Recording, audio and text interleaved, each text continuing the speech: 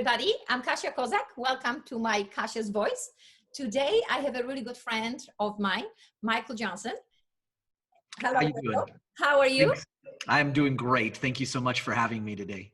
Thank you for being with me. And I would love for all of you to know, he is my guidance to the Zoom meetings.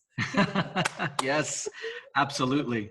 He's my guru over here. Push this button, you can do this. So now, thanks to Michael, I can be with you in my class, in the conversation. So I feel so excited to share his knowledge and his expertise. I mean, he's obviously so much more than that, but this was like really exciting for me, right? That he's been taking advantage of the technology way before this whole craziness started.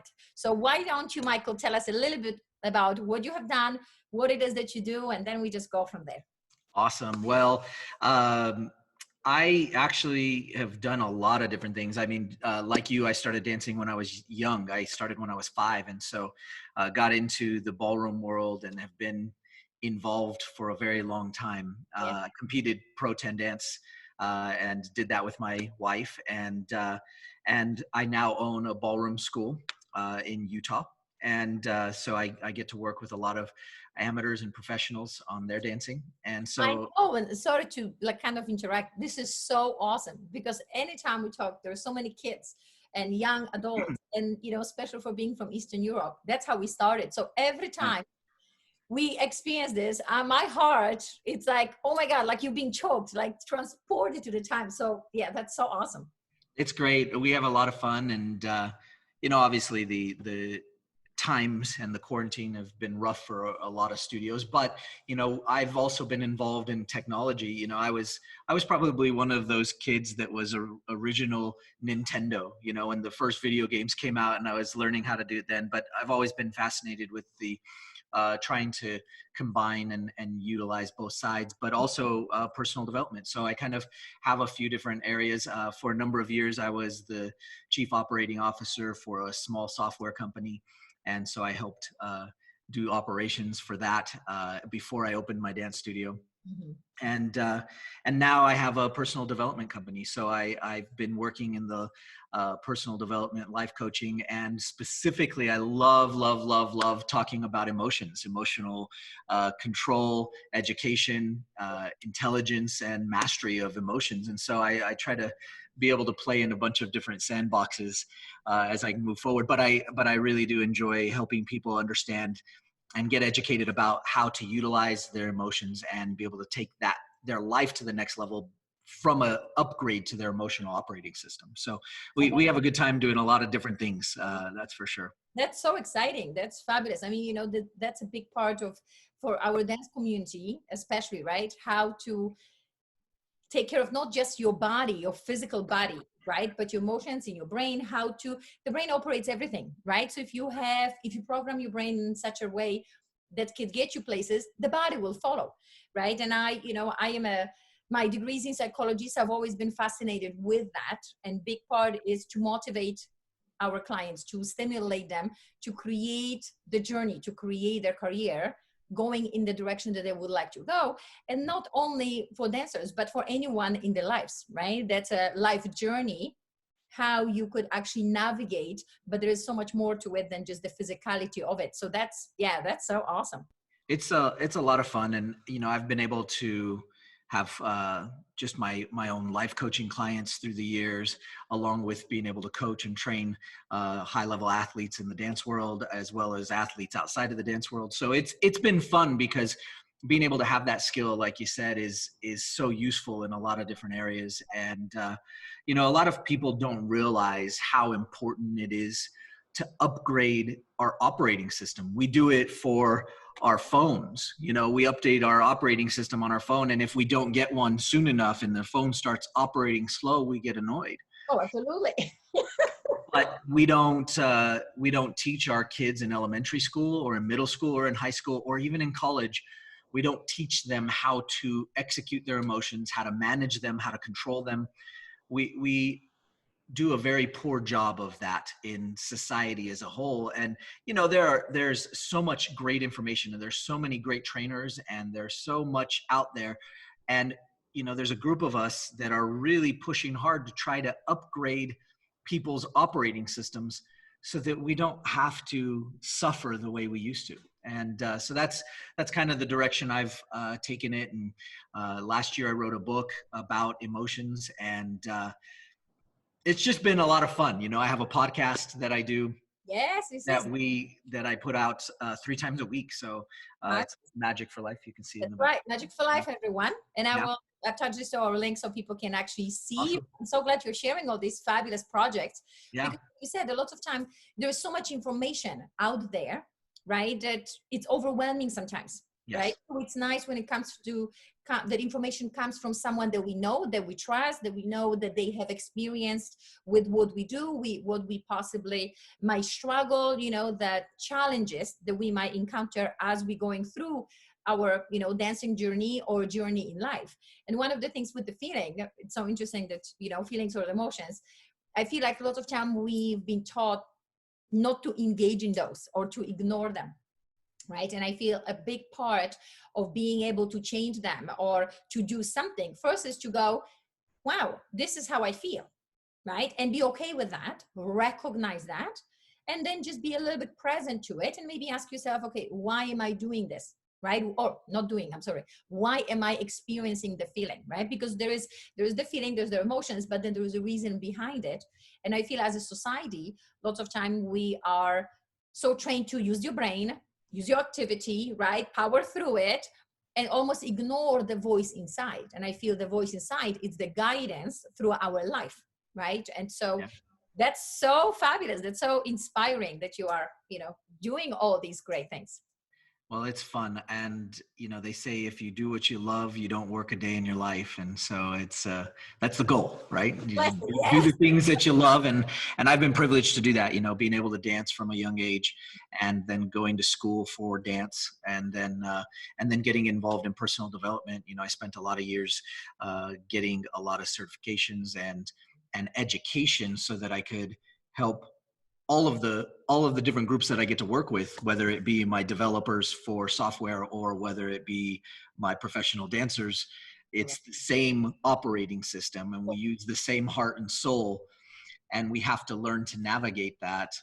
And it can be challenging sometimes because we haven't learned the necessary skills. And the crazy part about it is that I think we've actually maybe done the reverse. We've learned negative skills.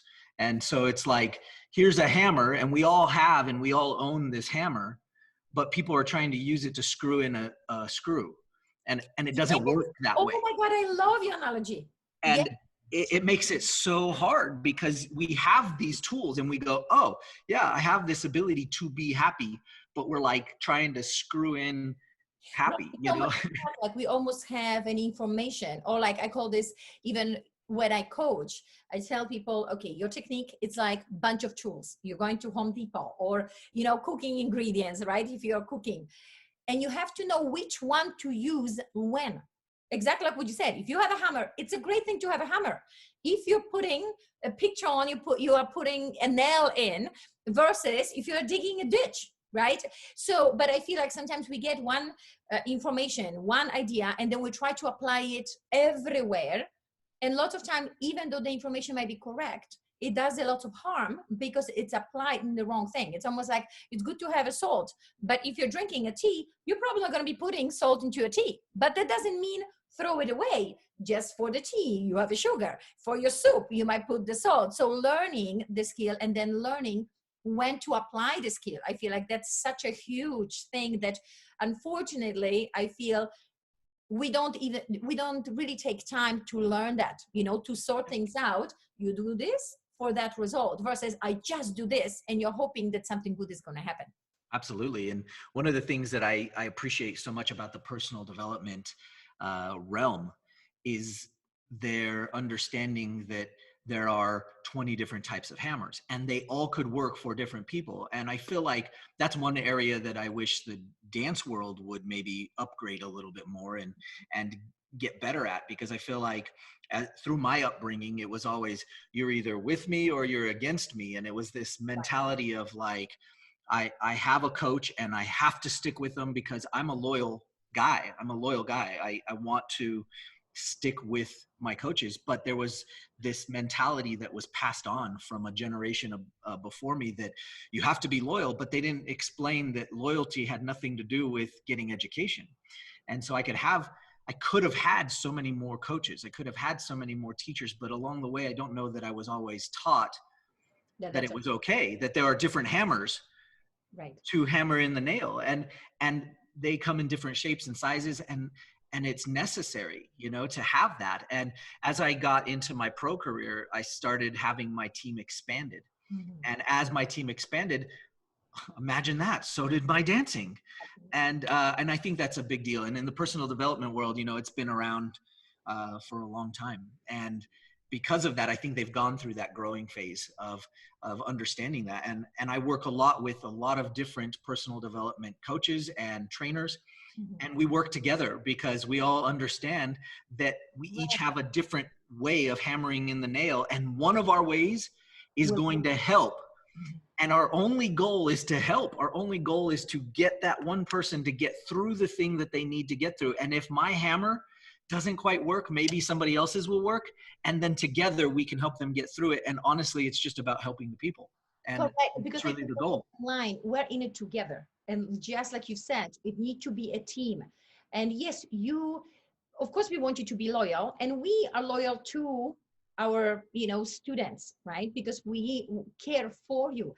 But I feel that sometimes ego get in the way, right? That the information has to only come from me. But if you don't have experience in, you know, psychology, in physicality, then why wouldn't you let your client to go somewhere else to get that information, and then you're proud of them, you can see them grow, versus sticking them only to, well, this is what I've done. That might not necessarily apply to everyone, right? It should be a family, and our clients should understand it's okay, right? It doesn't mean, because I think lots of times they think they have to make a choice, there's this or this. You don't have to. You can have this person for this, you can have this person for that, you can go over here to educate yourself, right? And you can actually you can extend your knowledge to something that it's not necessarily even dance related, but makes you grow as a human being. And therefore that experience you can apply into the dancing, right? So you should be well-rounded human being if you want to be a really good dancer, right? And so I totally agree with you that there is a lack of education like this, or lack of freedom. We do not give that freedom to ourselves as a coaches for reason, I don't know, being scared, being afraid of our own ego, our own thing. Yeah. But also to give that freedom to our clients and understanding, I don't want you to look just like me. I don't want you to do what I've done. I want you to be your own person. They're going to have your own career. Yes, we will guide you. We want you to try our way and see what works, what doesn't.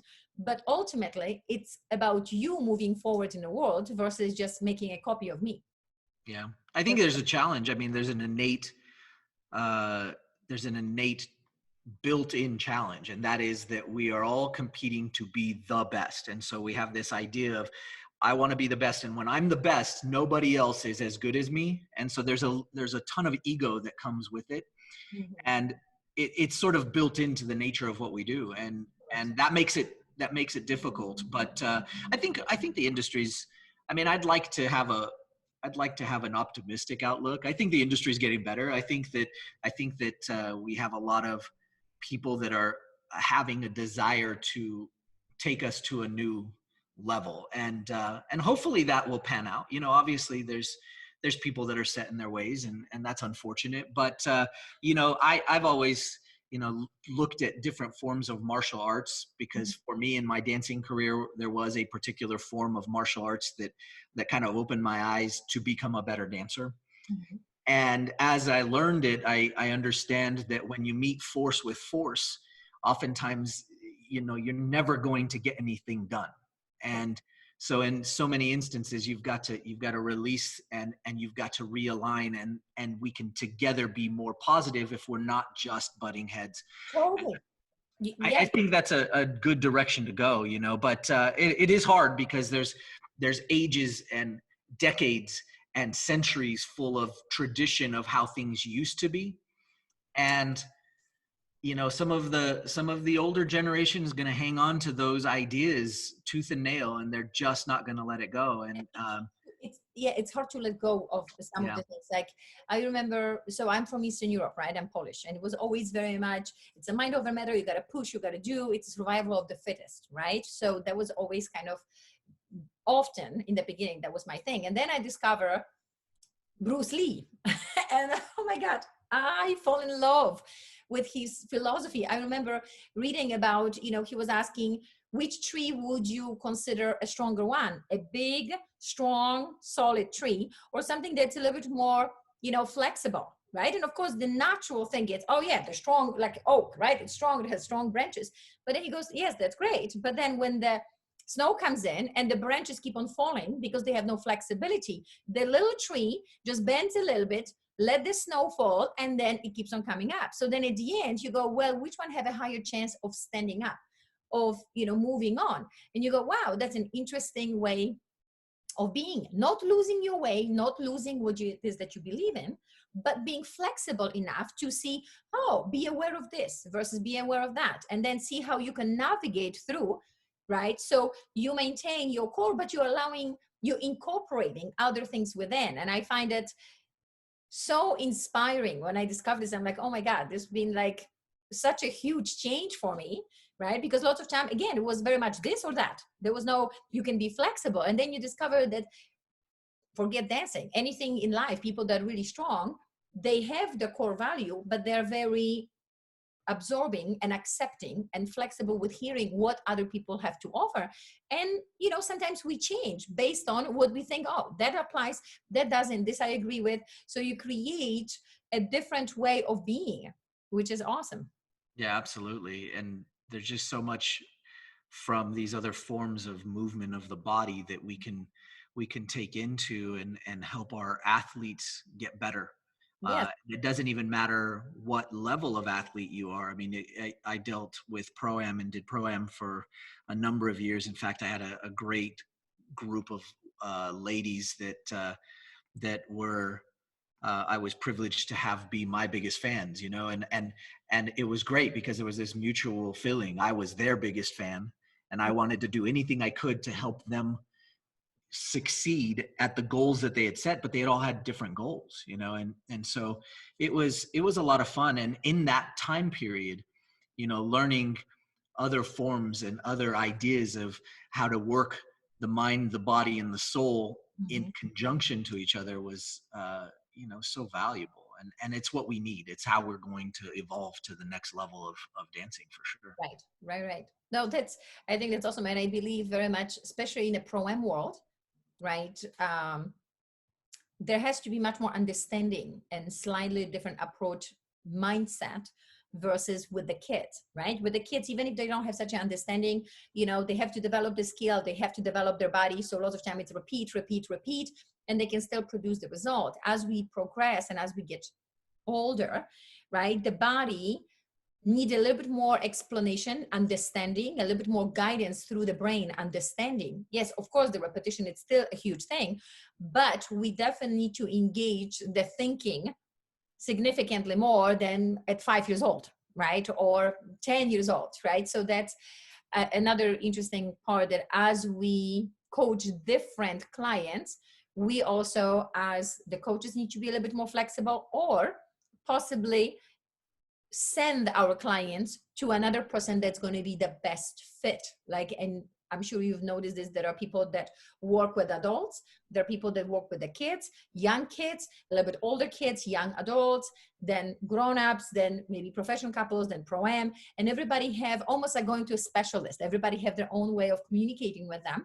And yes, we're able to maybe maneuver to some other clients, but overall we become experts and kind of know how to communicate with that particular group. I grew up with my father being a football coach, and so he coached high school football, and I was just around athletes a lot, and sports. I played basketball, and so I was just involved in that element. And one of the things that I feel like we could benefit in the sport element, right? That's the competitive side of ballroom, is taking on much more of an approach that maybe a football team or a basketball team would take on, and that is that you have your main coach for a football team, Mhm. but you also have all of your coaches that are part of that team. You have a quarterback coach, you have a receivers coach, you have the defensive line coach, you have all of the different coaches, and they all come together, and you still have one person leading the show. I call it who's your main coach? Who is the person running the ship? Because when it's all said and done, you still have to have a captain. And That's right. this I is told them always a you have challenge. to have a dance mom or a dance father. And there Yeah. are people that would guide you. Go here for Yep. this, go here for this. They're the ones who looking for the overall goodness of the team, of the couple, Right. the individual, on the individual, even of the individual person. That doesn't mean you're only going to work with them. They're the one who's going to be guiding you and say, okay, even when you get the information, you go get the information, and then the two of you or the team and the main coach sorts things out. This is what I want you to apply here. This is what, so you're the main player and always looking for the best possible scenario for your team. Totally. And it seems like there was a generation, maybe back in the days of Europe being the kingpin, Mhm. and there's.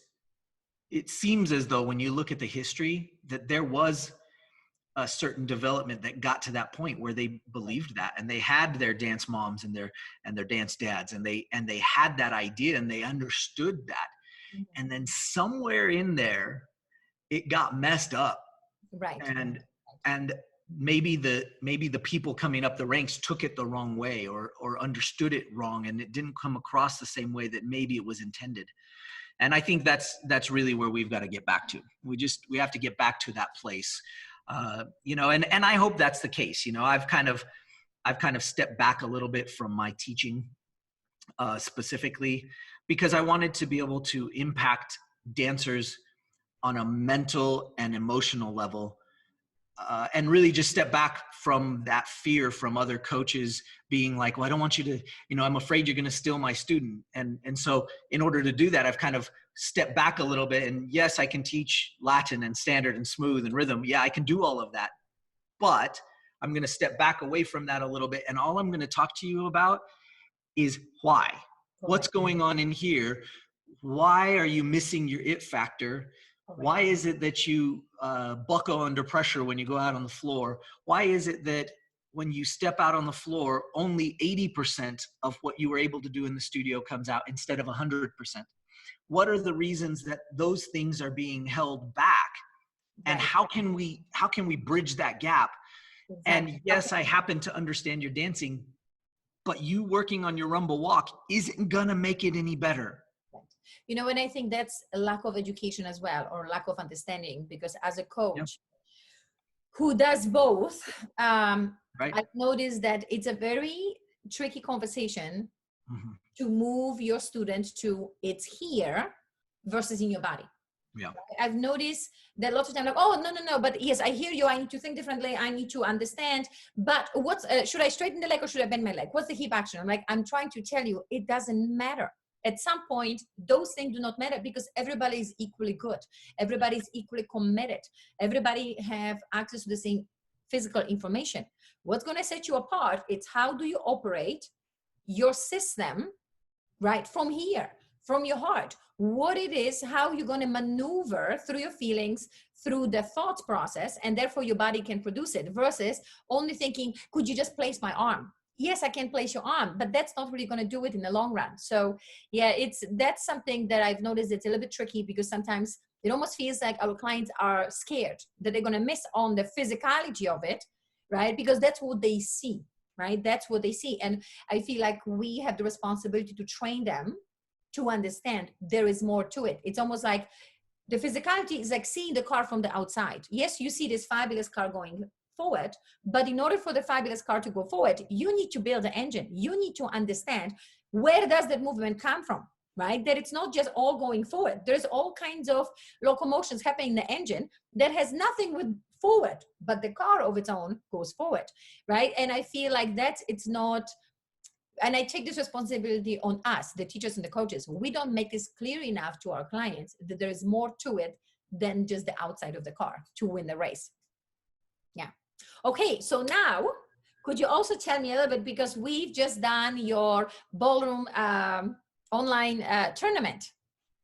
Right. Right? Could you share a little bit about that? Because I find that that's so exciting that we can still kind of do all these great things over the internet right now during this time that we can't communicate in person. So could you share to us about that tournament a little bit?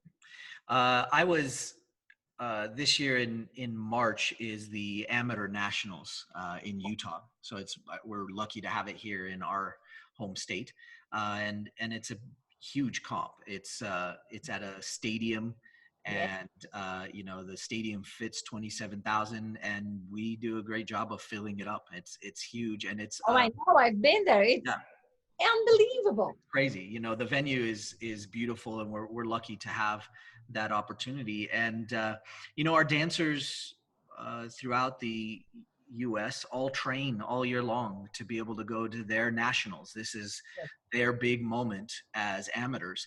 And for me, I had a number of students this year that were trained and ready to go. And as I said, I had kind of stepped back a little bit, and I'd only taken a few students. This year I took on a very a smaller roster, so to speak, of couples that I would train. And so it really hit home when they announced that they weren't going to continue the championship. So they did the first 2 days, Wednesday and Thursday, and then they announced that they were going to have to cancel Friday, Saturday. And honestly, at first it was like, okay, I'm sitting there with our clan and our tribe, and at first it was just, okay, that's a bummer, it's too bad.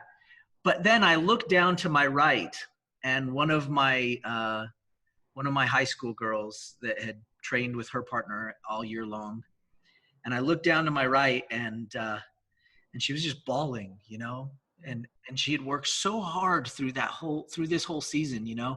She had a partner that was going to graduate and move away. Yes. And so this was her last chance to dance with him. And so, everybody's, some of the people around were like, oh, they're just going to postpone it. We'll just do it later. And I was like, no, you don't understand. This was her shot. This was the last shot. And of all seasons, she had committed everything. She had put in everything she needed to. She had done everything to be able to be in this moment and have this opportunity. And like so many things are born out of necessity and out of looking at something and going, you know what, that's not okay. So I wanted to do something like that. I knew I had the ability to mess with the technology and utilize that in a positive way. And so we put on this online ballroom tournament, and it was fabulous. We really had a great time. We got so many professionals to come in and be part of it and be willing to participate. We had a lot of people sign up, and basically you could enter in 2 of your videos from recent videos and have those videos evaluated by the professionals. And so they would, if you entered in Latin, you would enter your samba and your rumba, and you'd have those 2 dances evaluated by one of the professionals, and they would evaluate and they would evaluate over 10 categories. And then they'd get those evaluations back. And that's we just wanted to do something where, oftentimes you get on the floor as a dancer, and that maybe the judge was able to see you 3 or 6 seconds, and they're comparing you to somebody near you. Who knows if they're comparing you to the person that is closest to your level? They're just comparing you to somebody. You're maybe not getting your whole dance looked at. You're maybe not getting a real evaluation as to what you need to do to get better. And so we wanted to do something that kind of combined allowing these kids to be able to compete, but also get evaluations, and also be able to have them be actually seen. And so I think we did that. I think we accomplished that. Yes, you definitely have. So I've been one of the judges, and I do have to say it was interesting. It was a very nice thing to do, and I'm so happy that you've given this opportunity to the kids, especially making us aware that for some kids that was the only chance, right? Because all of a sudden the partnership goes it's split and they have no other chance. Even if we do it a month or 2 months later, there is no such an option, right? For some kids, they might be able to compete again, but for some, definitely that was the only chance. So I think that was so fabulous of you to create that. And I totally agree with you that lots of time we don't get to see the whole performance, right? So now we're judging them more almost like a solo, right? We're judging them based on what it is that we have this ideal couple at the particular level, and then we give them our critiques based on that. One thing that I find is a little bit, maybe I don't know if I would call it challenging, but very different than regular competition, because a big part of the competition is the element of the couples around you, right? You're not competing against the best couple idea of the couple. You're just competing against the couples around you. I remember having a really hard time with that idea. My coach or my teacher at that time when I was in Poland, I remember he would say this to us, that just because you win, it doesn't mean that you are any good.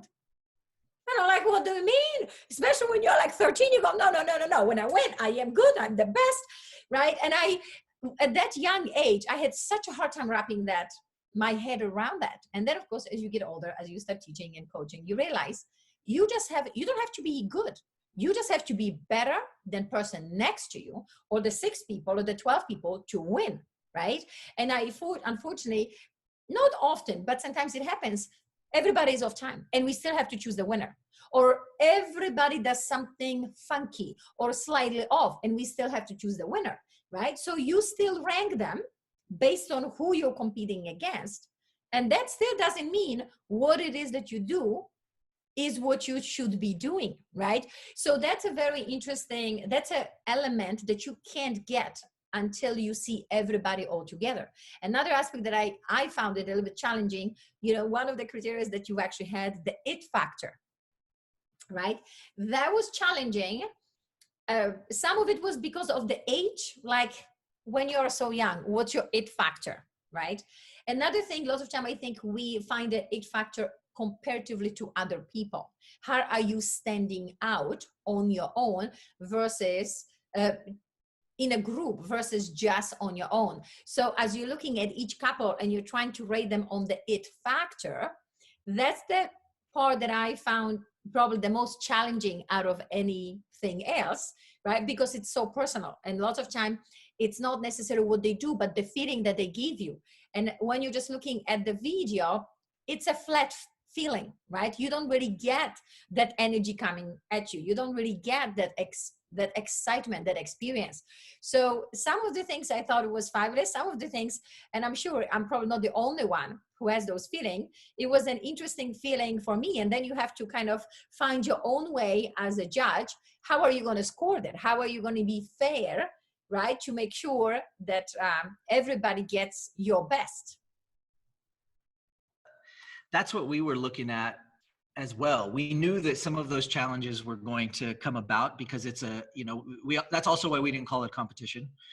We call it a tournament, right? Because we wanted the dancers to be able to get a ranking and to understand in an evaluation, if they walked away from it and they don't win, what can they take with it? They can take with it, hey, out of all of the professionals that looked at my dancing, they gave me this score in regards to my it factor.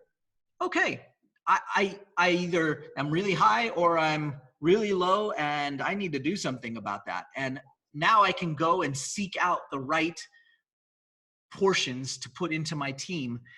And I feel like there's just some really great value. I've had coaches in my time that are amazing technicians, but if you talk to them about emotion, it was basically a useless conversation because their belief, and it's fine, everybody has their different belief, but there are coaches out there that believe that technique is the only thing, emotion doesn't matter. And you can watch them in their careers and you can go, well, yep, you definitely believed that. There was definitely a lack of emotion and your technique was amazing. Correct. But what about those dancers right now that are looking at it? They have YouTube, they have access to the world of dance, literally. And now they can look at it and they go, I want to be the best dancer in the world. Right. Now, how do I do that? Well, in order to do that, you're going to have to improve all of the things, not one of the things. And that's right. And the technique will do you great, but the technique is only having the hammer and the nail, but it's not knowing how to swing it. That's it. Exactly. It's a tool to get you places. It's not Right. like I give you, for example, when you invite me to a dinner, don't show me the organic carrot and the potatoes and everything nicely displayed. I got the best ingredients. I'm like, that's great. Where's my soup? What am I going to be eating? What are you creating? What, it's great that you're showing you have the right ingredients, the best ones. You might even have the right amount of it, but then what it is, what's your creation, and what it is that, you're trying to impress me or invite me to. So yes, and I think that was so great about the tournament,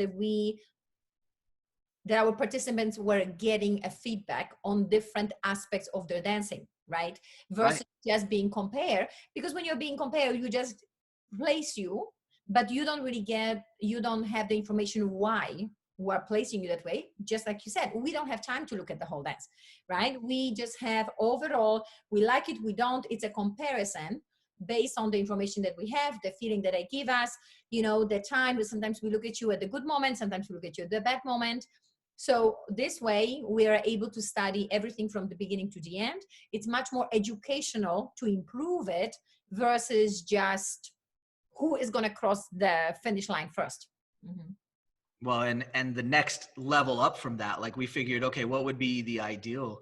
A lot of people have been getting on Zoom and doing lessons over Zoom, and there's this incredible desire to have live interaction, and I understand that. And but I'm trying to take advantage of the time, right, in that if you look at any of the best athletes in the world, Peyton Manning, Kobe Bryant, LeBron James, any of them, they will all unequivocally say that they attribute much of their success to the film analysis that they were taught how to do at a young age and continued to do through their professional career. And that element right there, that film analysis, is something that I feel like we are babies at in the ballroom world. We've started to use it. We've started to get the cameras out. We've started to encourage our students to film, but we still have to get our younger generation over the challenge of looking at themselves. And it's hard because they take it so personally, and our dancing is so personal that when they look at themselves, they're so hard on themselves. They're so mean to themselves. And it's an element that you have to get over. You have to learn how to watch film. You have to learn how to come to grips with yourself. You have to understand the emotional backing behind understanding how to take a video, understand how to utilize it to get better. And then we can also start to ask people like you to come in and look at our video and say, what do you see? And then not take it as I'm a horrible dancer, but oh my gosh, thank you so much for giving me all those corrections. I'm going to go work on those things. And next time you see me, they will be better. And so we helped you create this video critique site. So if you want to, you can go to Kasia's site and get a video critique from her. So you should do that because it's awesome. And she can tell you all about the things that she sees in your dancing. And you should take advantage of that because you have access to this amazing professional that can actually look through a whole video and literally tell you all those things. You could take that video into the studio and go work on what she just said. I mean, the amount of information, absolutely incredible information that you can go work on after a video critique is absolutely astronomical. So, I mean, I hope they do it. I hope they take advantage of it and go to your you're so sweet. Thank you. There's so many of us, right, that are available right now for the critiques. And I totally agree with you that one of the biggest challenges is that when we look at the video, we right away become very critical. How do I look? Like we go immediately to do I look nice or do I don't look nice, and become so personal because we're so trained these days to touch up, every picture. Oh, I have a up for this and up for this, and I'm smoother and better hair and bigger eyes, and like all of a sudden we are so aware and occupied with how do we look, and we're so critical about that we don't share anymore what's really happening, we're almost scared of saying, this is who I am. And therefore, when we look at the video, just like you said, instead of looking, how can I improve? I'm only talking about the skill. I'm not attacking you. I still like you, right? You might be my best friend, but if I think you need to straighten the leg, that's the only thing we're talking about, right? So take the judgment away, just look from it. I need to straighten the leg. Is my leg straightened? I need to pick up the arm. Is my arm picked up enough? So you develop different set of eyes looking at the video versus, am I feeling good at this particular moment? Like for a second, put the feelings aside and give a little bit more understanding and logic. This is where we're trying to guide you. This is where we're going. So yes, I am a big fan of what it is that you do. And I totally agree with all the top athletes. You do have to see what's happening. Otherwise, you have no clue, right? We see what it is that you're doing, but you just depending on the feeling. And sometimes the feelings could be a little bit funny. You might feel good doing something that it's not that great, and you might feel terrible doing something that it's actually very impressive to us. So it's knowing when to have the right conversation. There's a conversation about the feelings, there's a time and place, and there's a conversation about the skill, about knowing and seeing what do I need to do physically, right? And not to mix those two together all the time, because then it's a big mess. It's like trying to have 10 people going through the door at the same time. It just doesn't work that way. One person at a time, and then we're good to go. Unfortunately, the time is up. I would love to have our conversation. I'm going to have you again because we have so many great subjects and, you know, things that we can talk about. So definitely you're not off the hook. I love you to join me right now. But we're definitely going to continue this because you have so many great ideas, so many projects that you're always involved with. And so thank you so much, Michael. Now we have to bust a little move so we can feel good again, right? So we go to the conversation, improving the skill now. Absolutely. Just, you know, just a good feeling. Yeah, for sure. So let's see. We have a song. Uh-oh. What do we so got? Excited. Oh, yeah. That's what I'm talking about. That's it. Because we're excited. Excited.